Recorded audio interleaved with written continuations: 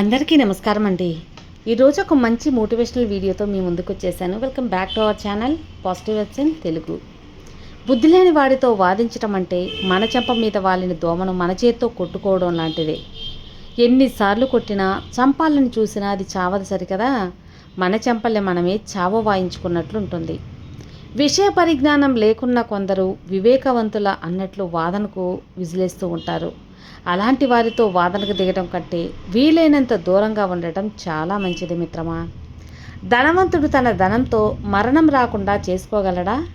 పోనీ బలవంతుడు తన బలంతో మరణాన్ని ఆపగలడా? లేక తెలివిగలవాడు తన తెలివితో మరణాన్ని తప్పించుకోగలడా? లేదు అంటే వైద్యుడు తన వైద్యంతో మరణం లేకుండా చేసుకోగలడా? లేదు కదా. ఈ 3 నాళ్ళ ముచ్చట కోసమా పగలు, ప్రతీకారాలు, ఈర్ష్య, ద్వేషాలు? ఈ భూమి మీద జీవించినంతకాలం స్వార్థాన్ని విడిచిపెట్టి ఇతరులతో సుఖ సంతోషాలు పంచుకుంటూ అందరితో ఆనందంగా గడుపుదాం. మంచి మనుషులుగా జీవితాన్ని ఆస్వాదిద్దాం. మిత్రమా, నీకు కష్టం అనిపించే నీ ఉద్యోగం ఒక నిరుద్యోగికి జీవితకాల స్వప్నం. నీకు విసుగు తెప్పించే నీ పిల్లలు లేని దంపతులకు మధుర స్వప్నం. నీకు లభించిన ఇల్లు అది చిన్నదైనా సరే నీడలేని వారికి అద్భుత స్వప్నం. నీ వద్ద ఉన్న చిరు సంపాదన చిల్లి గవ్వ కూడా లేని వారికి ఊరటనిచ్చే స్వప్నం. ఆరోగ్యవంతమైన నీ జీవితం రోగికి అమృతతుల్యమైన స్వప్నం. నీ ముఖంపై చిరునవ్వు బాధలో ఉన్న వారికి ఊరట. నీకు లభించినటువంటి వాటి పట్ల కృతజ్ఞుడై ఉండు. సంతృప్తికరమైన జీవితాన్ని అలవర్చుకో. ఆ భావనలతో జీవించు. కష్టం మనకు కనిపించే ఒక దెయ్యం లాంటిది. దాని గురించి ఎవరికి ఎంత చెప్పినా నమ్మాలనిపించదు. అలాగే కోపం ఇలా వచ్చి అలా వెళ్ళిపోయి భూకంపం లాంటిది. ఒక్క క్షణం కంటే ఎక్కువ ఉండదు, కానీ అది చేసే నష్టం జీవితకాలం ఉంటుంది. ఇక జీవితం అంటారా, ఒక రైలు ప్రయాణం లాంటిది. మొదట్లో అందరూ మనతో ఉన్నట్లు అనిపిస్తుంది. ప్రయాణం ముగిసేలోపు ఒక్కొక్కరు దిగిపోతుంటే మన కోసం ఎవ్వరూ ఆగరు అన్న నిజం తెలుస్తుంది. కాబట్టి కోపం, కష్టం, జీవితం 3 మనవే, కానీ మన అదుపులో ఉండవు. మన మాట ఎప్పుడూ వినవు. మనకు చెప్పి అస్సలు రావు. నిజమే కదా. నీ దారిలో ముళ్ళున్నాయని పయనాన్ని ఆపకు. లక్ష్యం దూరం అవుతుంది. నీపై విమర్శలనే ఆశీర్వాదాలుగా నిన్ను అవహేళన చేసిన వాళ్ళే నీకు సలాం కొట్టేలా, నిన్ను వెక్కిరించి వాళ్ళ అహం దెబ్బతినేలా గెలుపు వైపు అడుగువేయి. ఆస్తి పాస్తులు లేవి అనే ఆలోచనలు వదిలి ఆత్మవిశ్వాసం అనే ఆయుధంతో ముందడుగు వేయి. కొంత సమయం పట్టినా, అపజయాలు తలుపు తట్టినా ఖచ్చితంగా విజయం వచ్చి తీరుతుంది.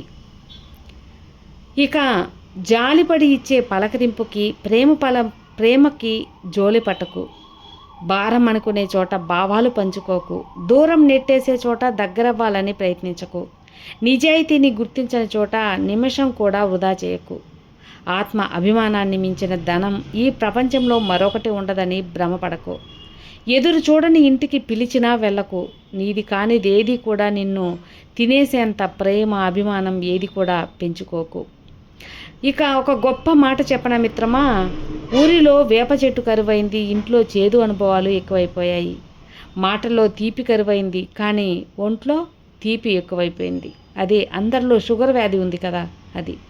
ఎవరో మహానుభావుడు చెప్పాడు, పుస్తకాలు వీధుల్లోనూ చెప్పులు అద్దాల అంగడిలోనూ అమ్మే రోజులు వచ్చినాడు జనం కళ్ళు తెరవటానికి జ్ఞానం కంటే చెప్పులే అవసరమని. అది ఇప్పుడు నిజమయ్యేలా ఉంది. మరి అసలు మారాలి అంటారు కదా. ఎవరు మారాలి?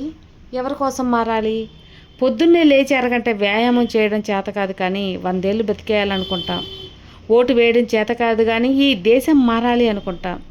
తిరగబడే దమ్ము లేదు, కానీ అవినీతి అంతమవ్వాలి అనుకుంటాం.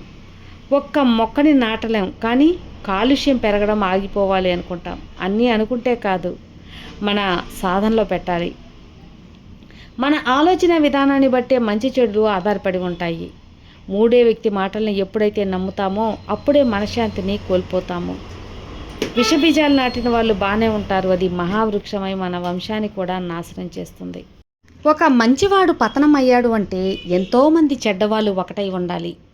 అవసరాన్ని బట్టి భజన, అవకాశాన్ని బట్టి దెబ్బ కొట్టేవాళ్ళు మన చుట్టూ బోల్డ్ ఎంతమందే ఉంటారు కదా.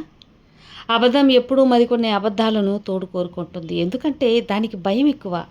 కానీ నిజం ఎప్పుడూ ఒంటరిగా ప్రయాణం చేస్తుంది. ఎందుకంటే నిజానికి ధైర్యం ఎక్కువ. అన్యాయంగా ఒకరు నొప్పించి నువ్వు పొందే ఆనందం కేవలం 3 నాళ్ళ ముచ్చటే. కానీ ఆ మనసు కన్నీటి ఉసురు నీ 3 తరాలకు సరిపడే శిక్ష తగులుతుందని గుర్తుంచుకో మిత్రమా. తప్పు చేసే మనదే గెలుపు అని వాదించే వారిని ఎదురు చెప్పకండి. నిజానికి ఆ వాదనలో న్యాయం లేదని వాళ్ళకు కూడా తెలుసు. కానీ అహం అడ్డుగా ఉండటం వల్ల ఒప్పుకోరు. ఒకరికి అన్యాయం చేసి బ్రతికే బదులు ఇప్పుడు సుఖంగా సంతోషంగా ఉండొచ్చు. కానీ ఒకటి గుర్తుపెట్టుకోండి, కాలం ఎప్పుడూ ఒకేలా ఉండదు. మీరు ఎప్పటికైనా అంతకు అంత అనుభవించక తప్పదు. న్యాయానికి నిదానంగా గెలుపు ఉంటుంది, అర్థం చేసుకోండి. మనకు కావాల్సింది దక్కించుకోవటానికి ఎదుటి వారిని చెడ్డవారి చేయటం, మన సంతోషం కోసం ఎదుటి వారిని బాధ పెట్టేదానికి ఇంకొకరిని కారణం చేయటం, రెండు ఈ క్షణం నీకు సంతోషాన్ని ఇవ్వచ్చు, కానీ అవి రేపటి నీ పతనాన్ని కోరుకుంటాయి. ఇది నిజమని తెలిసే రోజు ఒకటి తప్పకుండా వస్తుందని మర్చిపోకు. విన్నారు కదా అండి, ఈ మోటివేషనల్ వీడియో మీకు నచ్చితే లైక్ చేయండి, షేర్ చేయండి, సబ్స్క్రైబ్ చేసుకోండి. మరో మంచి వీడియోతో మళ్ళీ కలుద్దాం. అంతవరకు have a good day friends. Thank you for watching. Bye.